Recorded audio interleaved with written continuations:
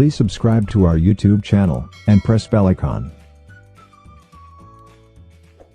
बिस्मिल्लाहिर्रहमानिर्रहीम, अस्सलाम वालेकुम। आज दिन न्यूज़ के साथ मैं हूं मुस्तफ़ा नियाज़ और मेरे साथ तशरीफ़ फरमा है चेयरमैन दिन मीडिया ग्रुप महमूद सादिक साहब। अस्सलाम वालेकुम जनाब, अवाम की भरपूर ख्वाहिश पर ये प्रोग्राम जो है सोशल मीडिया के लिए है और कल हम बात नहीं कर सके थे, कुछ चीज़ें रह गई थी। मैं कहा चलो वो आपसे पूछ ली जाएँ। शिबाशी साहब क्यों चले गए जी? नैब जो पढ़े जाते थे फिर रोला पै जाना सी, इन्होंने किन्ने कहा सी कि जाओ? नहीं, उनको तो सली दे दी गई थी, नहीं पकड़े जाएंगे। अच्छा, उनको यानी कि ग्रीन सिग्नल मिल गया था कि चले जाओ तो खैर है। अब 2 जून को उन्होंने दोबारा इनको बुलाया है और जो शेख रशीद साहब हैं वो कह रहे हैं कि टार्जन जो है ना वो तैयार है और बड़ी कार्रवाई। मैं सुना रहा दूँ आपको क्या कहा शेख रशीद साहब ने, बड़ी इंटरेस्टिंग बात की। सुनिए जी, शेख रशीद साहब ने क्या कहा। जी, नैब के तरमीमी आर्डिनेंस से क्या, नैब का तरमीमी आर्डिनेंस अभी ठीक नहीं होने जा रहा। सारे गौर से सुन लें मेरी बात, अभी बड़ा टाइम है और 18वीं तरमीम में भी टाइम है और रोज़ों के बाद नैब टार्जन बनने जा रही है और रोज़ों के बाद टार्जन की वापसी होगी नैब की। और जो ये समझ रहे हैं कि कल या परसों मसवदा आ गया है और बात हो गई है, देखें पीपल्स पार्टी और नून लीग तो चाहती ये है कि नैब के कानून बदल दो, फिर हमसे 18वीं तरमीम की बजाय आप 20वीं तरमीम भी करवा लें। जनाब, वो कह रहे हैं कि 2 तरफा टार्जन बनने जा रहा है नैब, पीपल्स पार्टी भी तो नून लीग भी तो और भी पता नहीं कौन कौन जड़ा है वो आ जाएगा। तो अगर इनको अब ग्रीन सिग्नल मिला है तो ईद के बाद क्या होगा जी? देखिए, एक अजीब चीज़ देखने में आई है कि जब कभी भी कोई मुतालबा मनवाना होता है तो अपोजिशन की पकड़ धकड़ शुरू कर देते हैं और केसेस ऐसे खूबसूरत निकालते हैं कि एक इंसान को थोड़ी बहुत शर्म और हया होती है ना कि यार झूठा केस भी निकालना है तो कोई ऐसा निकालो जिस केस को कोई थोड़ा बहुत तो साबित कर सको। ये बिल्कुल ही मदर पेदर आज़ाद झूठा केस निकाल लेते हैं। जैसे मीर शकील रहमान से इंतकाम लेना था, अंदर करवाना था, तो केस क्या डाला है कि जिस घर में तुम पिछले 34 साल से रह रहे हो ना, वो तुमने 34 साल पहले जो है ना नाजायज़ हासिल किया था। खुद 4 साल पुराने केसेस का कोई जवाब नहीं दे पा रहे और 34 साल पुराने केस का उससे कह रहे हैं, घर का कह रहे हैं अपनी इस प्रॉपर्टी का हिसाब दो। तो इसी तरह के केसेस फिर डालने शुरू कर देते हैं। तो आजकल एक पेशीन गोई जो है वो हमारे शेख रशीद साहब करते हैं। शेख रशीद साहब नॉर्मली पेशीन गोई जब करते हैं ना तो किसी ना किसी क्वार्टर से इनकी बात हुई होती है तो ये पेशीन गोई होती है। बसन गेट नंबर 4 पे भी इनके अच्छे ताल्लुकात हैं और खान साहब से तो ये मिल लेते हैं। तो मिल के और गेट नंबर 4 से प्रॉपर इन्फॉर्मेशन लेके फिर ये पेशीन गोई करते हैं। वो जब धरना हुआ था ना 2014 का, तो बड़ा दिलचस्प मंजर था। सारी धरने की पार्टियाँ जो थी ना, सारी वो शेख रशीद की तरफ देख रही होती थी, ये हमें बताएंगे कि वहाँ से क्या फ़ैसला हुआ है, क्या करना है, नेक्स्ट स्टेप क्या है। अब शेख रशीद ये समझने से कासिर हैं कि या फिर वो उनके साथ शामिल हैं कि जो उन्हें बयान देने को कहा जाता है ना, वो बयान देने के बाद उस बयान पे अमल होना ज़रूरी नहीं होता। वो सिर्फ फ़ज़ा क्रिएट करनी है, वो एक फ़ज़ा क्रिएट करवाई जा रही होती है। उस फ़ज़ा में अगर अमल मुमकिन हो तो अमल कर दिया जाता है, नामुमकिन हो तो नहीं किया जाता। इसीलिए आपने देखा होगा शेख रशीद की अक्सर पेशीन गोइयाँ गलत भी साबित हुई। जी हाँ, वो फिर कहते हैं कि वो गलत तब साबित हो गई जब इनको पेशीन गोई देने वालों ने फ़ैसला बदल लिया अपना, उन्हें हालात मौजू ना लगे। या उनका जैसे इस वक्त कोई शक नहीं है कि इस्टेब्लिशमेंट का और इमरान खान का इस वक्त 36 का आंकड़ा चल रहा है।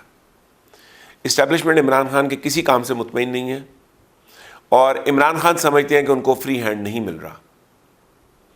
इमरान खान के पास इस वक्त बहुत कम पावर्स हैं, वो एक प्रॉपर पावरफुल वज़ीर आज़म नहीं है। इसीलिए वो आजकल ये जिक्र कर रहे होते हैं कि शराफिया ने एकदम लॉकडाउन कर दिया। गिले करते हैं, अब वो गिले करते रह जाएंगे और इख्तियारात कम करते चले जाएंगे जब तक कि वो सोचने की सलाहियत पैदा नहीं करते अपने अंदर। और कम अज़ कम जो काम कर लें वो ये है कि 10-15 अच्छे वज़ीर ले लें जो उनकी इज़्ज़त बहाल करवा दें। अब 18वीं तरमीम का जहाँ तक मामला है तो ये आजकल की जो गिरफ्तारियाँ ये 18वीं तरमीम को लेके हो रही हैं। अब 18वीं तरमीम के 2 पहलू हैं। एक पहलू वो जो इमरान खान समझ रहे हैं और दूसरा पहलू जो मैं समझ रहा हूँ। پہلے یہ بتائیں جی عمران خان کیا سمجھ رہے ہیں؟ عمران خان سمجھ رہے ہیں کہ 18ویں ترمیم کی وجہ سے صوبوں کو 57% ریونیو چلا جاتا ہے. جب 57% ریونیو صوبوں کو چلا جاتا ہے تو پھر فیڈرل گورنمنٹ کے پاس کوئی لیوریج نہیں رہ جاتا, کوئی پاور نہیں رہ جاتی, کوئی فائنانسز نہیں رہ جاتے, اور فیڈرل گورنمنٹ سوائے بھیک مانگنے کے اور کچھ نہیں کر سکتی. جبکہ حقیقت یہ ہے کہ صوبوں کو 57% دینے کے بعد آپ عوام کی طرف سے آزاد ہو گئے, لیکن آپ کا شوق ہے عوام کی زندگی میں انٹرفیئر کرنا, لہذا آپ باز نہیں آتے, اور جب آپ انٹرفیئر کرتے ہیں تو پھر مزید خرچہ چاہیے ہوتا ہے. اگر آپ صوبوں کو انٹرفیئر کرنے دیں, اور اس وقت قدرت کی طرف سے 3 صوبے آپ کے پاس ہیں, تینوں میں آپ ڈیولوشن کریں اور اختیارات پہنچا دیں ڈسٹرکٹ لیول پہ اور تحصیل لیول پہ, تو پیسہ ڈسٹرکٹ اور تحصیل لیول پہ چلا جائے گا. تو فیڈرل گورنمنٹ جب پیسہ دے گی وہ پروونشل کے اکاؤنٹ سے ہوتا ہوا سیدھا تحصیل اور ڈسٹرکٹ پہ چلا جائے گا. وہاں ایک تگڑا اکاؤنٹیبلٹی بیورو بٹھا دیں, اکاؤنٹیبلٹی بیورو جو خود کرپٹ نہ ہو. کرنٹ اکاؤنٹیبلٹی بیورو جو ہے, اس کی سب سے بڑی کرپشن کی علامت یہ ہے کہ جھوٹے کیس کر رہا ہے. اگر کوئی کسی پہ جھوٹے کیس کرے تو اس سے بڑا کیا کرپشن ہو سکتا ہے؟ درست, بالکل درست. یہ تو مس یوز آف پاور کی ایک میکسیمم لمٹ ہے.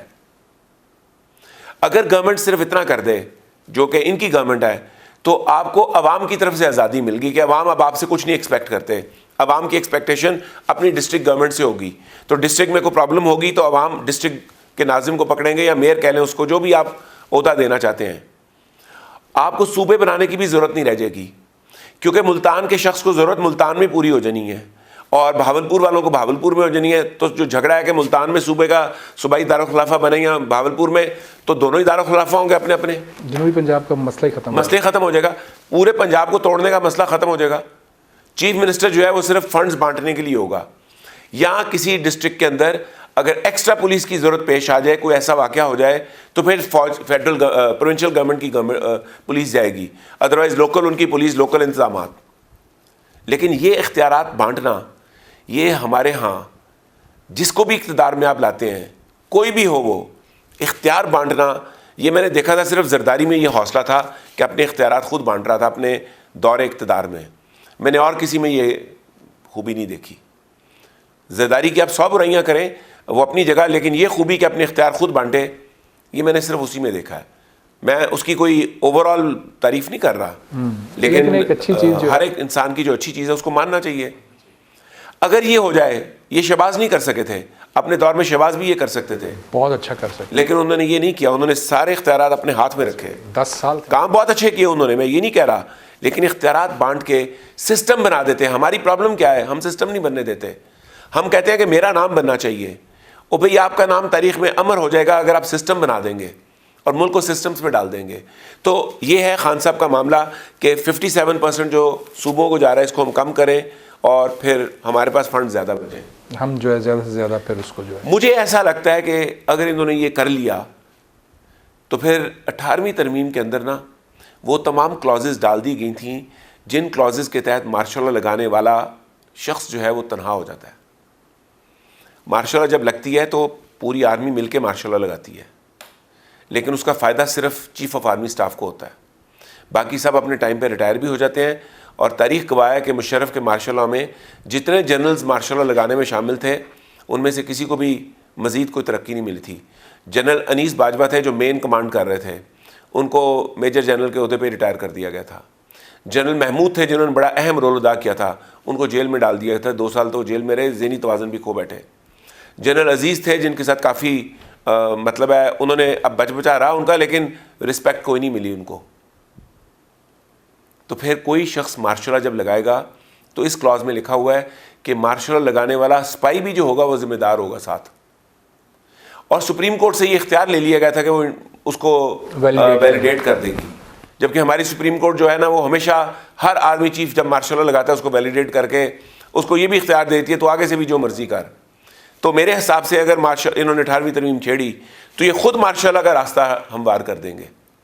اس کے بعد اگر مارشل لا لگے گی تو پھر ان کو گلہ صرف اپنے آپ سے کرنا چاہیے, پھر ان کو آرمی چیف سے گلہ نہیں کرنا چاہیے, کیونکہ آرمی چیف کو اس وقت ہر بندہ جا کے کہہ رہا ہے کہ آپ نے غلط بندہ لا کے لگایا ہے. تو آرمی چیف کیا کرے؟ آرمی چیف پھر کہتا ہے اچھا یار آلٹرنیٹیو کیا ہے ہمارے پاس.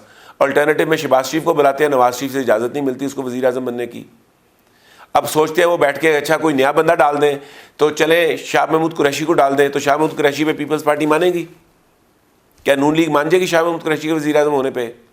خاقان عباسی کو ڈال دیں تو خاقان عباسی پہ کوئی اتفاق رائے ہو جائے گا؟ تو کس بندے کو ڈالیں جس پہ اتفاق رائے ہوگا؟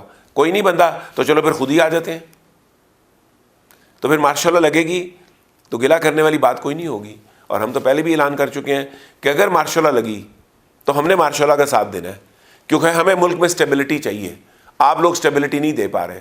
اگرچہ ماشاء اللہ کسی ملک کے لیے لانگ ٹرم بینیفٹس نہیں دیتی، شارٹ ٹرم اسٹیبلٹی ملتی ہے، لانگ ٹرم نقصانات ہوتے ہیں، لیکن ہمیں تو اسٹیبلٹی چاہیے. ملک بہت انسٹیبل کر رہے ہیں آپ لوگ، خاص طور پہ پی ٹی آئی کی گورنمنٹ جب سے آئی ہے، یہ کوئی ایک بات کر کے اس پہ قائم ہی نہیں رہتی.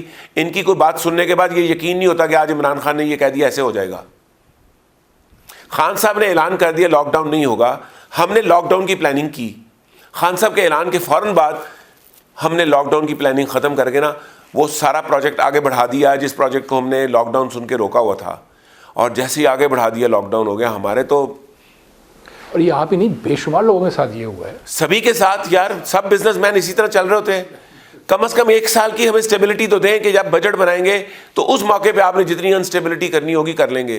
یہاں تو آپ کا پتہ ہی نہیں ہوتا کہ صبح اٹھیں گے تو آپ نے کیا فیصلہ دے دینا ہے، دوپہر کو کون سا فیصلہ آ جائے گا کہ ہم بزنس کر رہے ہیں تو دوپہر کے قانون بدل گئے ہیں. درست، بالکل درست. آخری 1 منٹ ہے، اگر آپ اس پہ نون لیگ اور پیپلز پارٹی جو بیانات دے رہے ہیں وہ تو ٹھیک ہے، لیکن جو شہباز شریف کہہ رہے ہیں کہ اگر کوئی ابہام ہے کسی کلوز کے اوپر تو وہ بیٹھ کے جو ہے بات کی جا سکتی ہے. اور وہ کہہ رہے ہیں کہ جناب میں تو اسٹیبلشمنٹ کے ساتھ اچھے تعلقات رکھنا چاہتا ہوں، خوشگوار تعلقات کا انہوں نے بات. دیکھیں اس کے سر پہ بندوق رکھی ہوئی ہے تو وہ تو بیچارہ یہی کہے گا نا، بندوق سر سے ہٹائیں پھر دیکھیں، پھر وہ صحیح بولیں گے.